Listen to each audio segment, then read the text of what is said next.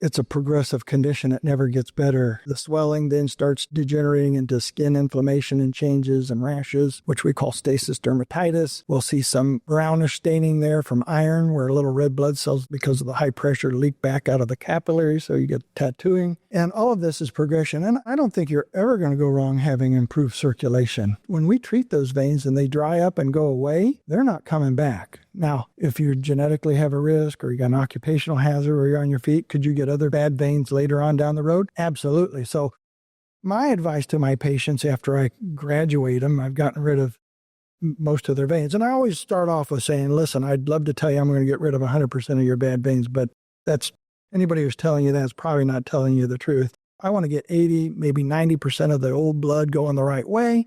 We're going to help your legs feel better. They're going to feel more lively. You're going to get around better. The rash is going to get better. The swelling is going to go. You're going to get back into your old shoes that you couldn't fit into. I tell them when they're graduating, I say, listen, the best thing you can do to kick me down the road so you don't have to come back in here in 5 years or 7 years with other bad veins is make sure that you wear stockings during high-risk activities where you're going to take a long car ride. You're going to be in the airplane taking a long ride. You stand all day at work. Well, fall, winter, and spring, you probably could wear the stockings. I know nobody wants to wear them during the hot summer, but the more you can do those other conservative things, do walking, keep your weight down, then the less you'll need to see me. So I want people to stay healthy. I don't want to have to see them back. But again, many times they might get other bad veins, and then we go check them. The good news is that usually it's not as complicated to unwind the problem because most people are more attuned now that they've been educated. They come in sooner, and sometimes it's just something as simple as 1, maybe 2 sessions of injections, and then they're good for another 100,000 miles.